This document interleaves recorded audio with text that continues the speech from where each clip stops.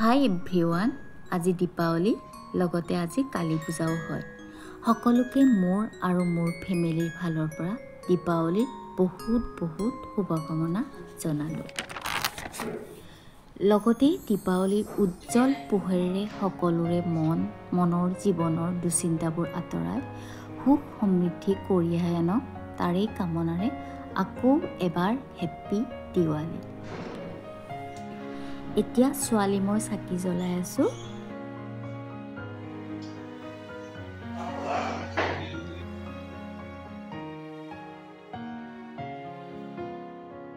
এতিয়া চাকি দিয়া হৈ গ'ল। ছোৱালীক ক'লোঁ যে মোক একপি ফটো উঠাই দিয়া, সেইকাৰণে পজ দিলোঁ ফটো উঠিবৰ কাৰণে।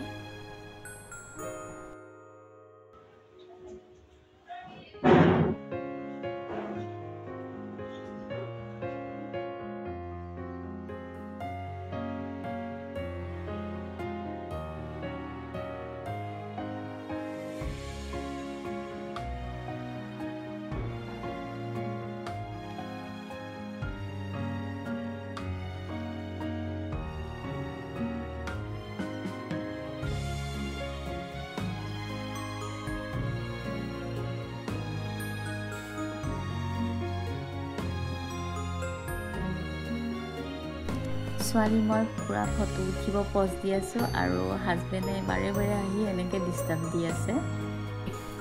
এতিয়া বনাব লৈছোঁ ৰংগোলী। এইবাৰ কিন্তু ৰঙেৰে নহয় দেই, এইবাৰ ফুলেৰে বনাম বুলি ভাবিলোঁ। কি বনাম গম পোৱা নাই, মনত একো আইডিয়া অহা নাই।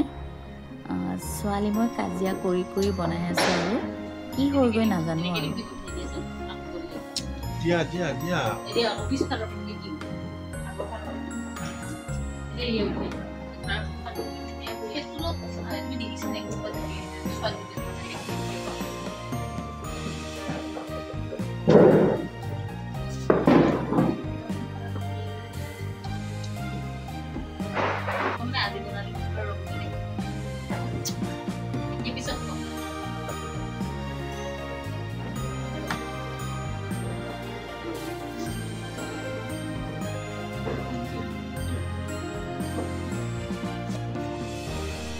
এইফালে হাজবেণ্ডে বনাই আছে ৰঙা ফুলৰ মালা, কাৰণ কালী মাক ৰঙা ফুলেৰে পূজা কৰা হয়।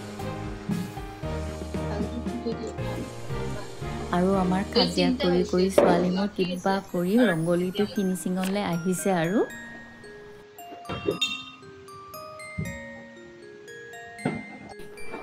এয়া ফাইনেল লুক, আমাৰ ফুলেৰে বনোৱা ৰংগলী হৈ গ'ল।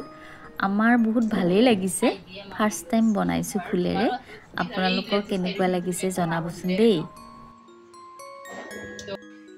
ৰংগলীখিনি কমপ্লিট কৰিয়ে আমি এতিয়া কালী মন্দিৰ যাব লাগিব। কান্ধি বস্তিত থকা কালী মন্দিৰত আমি যাম।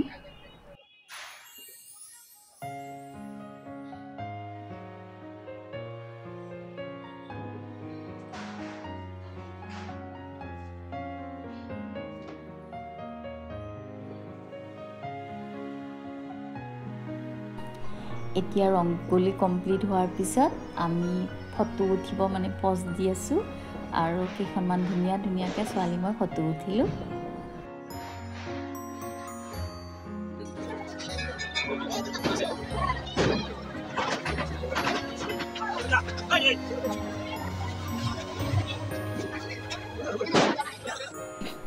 কালী মন্দিৰ আহিয়ে আমি ধূপ চাকি জ্বলালোঁ।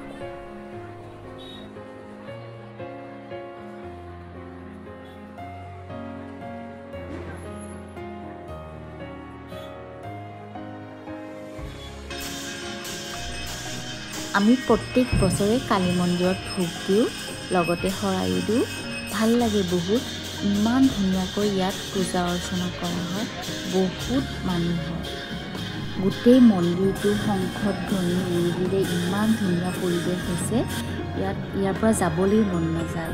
এই পৰিৱেশৰ পৰা ইয়াত থাকি যাব মন যায়, হ'লেওতো আৰু উপায় নাই, দেৰি হৈছে। এতিয়া আমি ঘৰলৈ যাম।